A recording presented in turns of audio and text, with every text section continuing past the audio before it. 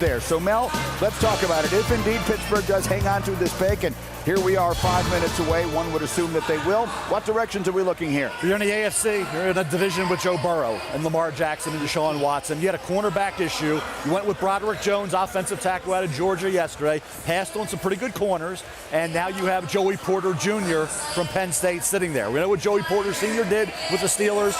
Joey Porter Jr., 6'2.5", 193-pound, press corner, ran 4.5 at the combine. Only one career interception, bothered some people. And his lack of versatility, never played in the slot. I get all that. But to get a Joey Porter Jr. here at pick number 32 for the Steelers, and how fired up he would be to become a Steeler, what his father played in with that organization, be fun to see. Yeah, I think the Steelers have to go corner. You know, they tried to address it with the veteran a little bit with Patrick Peterson. He's a guy that can mentor a young cornerback. You think about the Steelers' defenses of old. They like to have a corner they can lock down and play man-to-man and bring those fire zones. They don't have that guy right now. And wouldn't it be something to get Joey Porter Jr., his dad having played there, the legacy, you think he's a long physical corner. He would fit the Pittsburgh Steelers mentality. But regardless if it's him or another corner, they need a defensive back on the outside. Yeah, look, even though he is a press corner, he's a guy who plays zone principles very, very well. Yeah. Plays very well with his hips open. He'll get a lot more opportunities to make some plays on the ball and get interceptions because of the way Pittsburgh plays. Lots of vision on the football. Mike Tomlin is a former defensive back coach by trade, and they know that they need it, as you just mentioned, Mel, right from the get-go. You're in a division where guys are putting up Star Wars numbers throwing the football, man. And you can't just count on T.J. Watt and Alex Highsmith to rush the passer all the time and put quarterbacks on their back. At some point, you got to help them out, and you got to make sure you can cover in the back end. I'd be shocked if it wasn't that position. They traded up in round one and took an offensive tackle, moving up from 17 to 14 in a trade with the New England Patriots. They have long needed help on that offensive line, and they got some. By the way, for those of you who are just joining us, I will remind everyone that in this second round, there will be 7 minutes between selections. Last night, we had 10 in round one. In round two, there were 7 minutes between the picks, and then in round three, we will go to 5 minutes between the picks. Mel, the offensive line has been such a point of issue for the Steelers in recent years, towards the end of Ben Roethlisberger and now the beginning of Kenny Pickett. I wonder if one player there is not enough. There are a lot of good interior offensive linemen whose names we'll hear tonight. Yeah, I think you look at John Michael Schmitz at Minnesota, a center who's an outstanding football player. Joe Tippmann, center at Wisconsin. I think he'd be better off at guard in the NFL. High cut, I think guard could be his spot. Then you think of Steve Avila from TCU. Was a center 2 years ago, guard this year, has a lot of ability. He's a definite hole filler right away, an immediate plug-and-play starter in the NFL. So the interior of the offensive line has 3 guys that a lot of people like in round 2. Yeah, those are 3 good players now. I mean, Whippler as well, Tippmann, John Michael Schmitz. I like Deuce Scruggs from Penn State as well. I mean, there's some good-looking players here in the interior now that really kind of make up the guts of your roster, right? They're not the flash and dash. They're not night one players. But these are the kind of guys you're going to be sitting there going, man, we need some more of these if you're not protecting your quarterback. So tonight's very important when it comes to these guys. The Steelers pick is in, and whoever it is, it's someone they wanted badly because, again, you just heard it from Mort and Adam, and we were hearing it all since last night.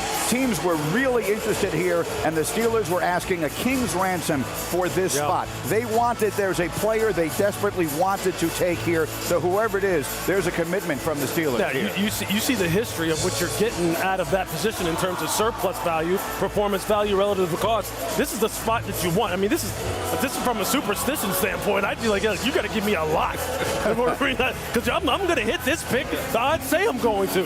I want to keep this one. It's really an extension of the first round if you think about it. Right. Yeah. I should remind everyone. Especially here, right. That we only had 31 picks last night. The Miami Dolphins forfeited their selection. So while this is the first pick of round 2, it will be the 32nd player selected, which in any other year in the recent configuration of the NFL would be a first-round pick. But none of the first-round stipulations, the 5th-year option and all that, none will apply. All right, I believe that's Alan Faneca, Booger's old college teammate, here to announce the pick. Let's get this started, Kansas City. Steeler Nation, where you at? There we go. It's an honor and a privilege to announce that with the 32nd pick in the 2023 NFL Draft, the Pittsburgh Steelers select Joey Porter Jr., DB, Penn State. Just let that wash over you for a moment. What a spectacular moment this is for the Porter family, father and son and all of them. Of course, you remember his dad. He was here last night. He went in the 3rd round to the Steelers, won a Super Bowl, made 4 Pro Bowls. Here are the photos. Joey Jr. played 3 really good seasons at Penn State. First team All Big Ten last season. Mel probably could have made this move a year ago if he had chosen to. Yeah, you look at it. Also, Jason Gilden, this is his cousin. Played a lot of years in the NFL for the Pittsburgh Steelers, one for the Jacksonville Jaguars. So this is a football family all the way. Joey Porter Jr. at 6'2.5", 193 pounds. Doesn't just have size. He's got incredible length. Super long arms. I thought he'd run 4.55, 4.57 to the combine, ran 4.5 flat, press, cover, corner. Talking about what he does in coverage, getting the hips around, flip the hips and turn and locate the ball. Don't be handsy, don't be grabby, because if you are, that results in penalties in the NFL.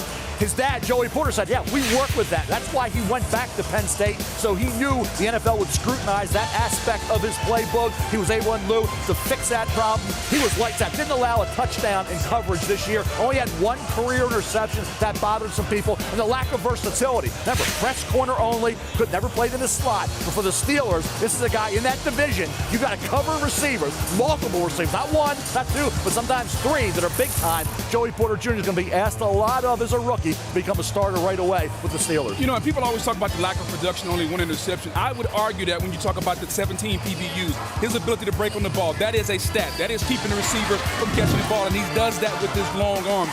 We often give the receiver credit, talk about catch radius. What about on the defensive side? What about knockdown radius? He has that, and he does it with the best of. Real heavy hands, the ability to get physical. They'll love him in Pittsburgh. Yeah, by virtue of what they like to do there defensively, he'll have more opportunities to make interceptions because he's going to have more vision on the ball. He'll have more eyes on the ball. They run a lot of fire zones, run a lot of press bail, so the DBs can keep vision on the quarterback, break on the throw, have vision on the throw. He'll need to work on his hands. Look, he still has stuff that he can clean up as far as his press coverages as well. But Mike Tomlin is one of the best defensive back coaches in the NFL, let alone being a great defensive coordinator and head coach. He'll get him right. I mean, what a great pick for him. I mean, you can only imagine the emotion going through him and his dad right now. That's really, really cool, man. Speaking of emotion, another connection that I can make for you here.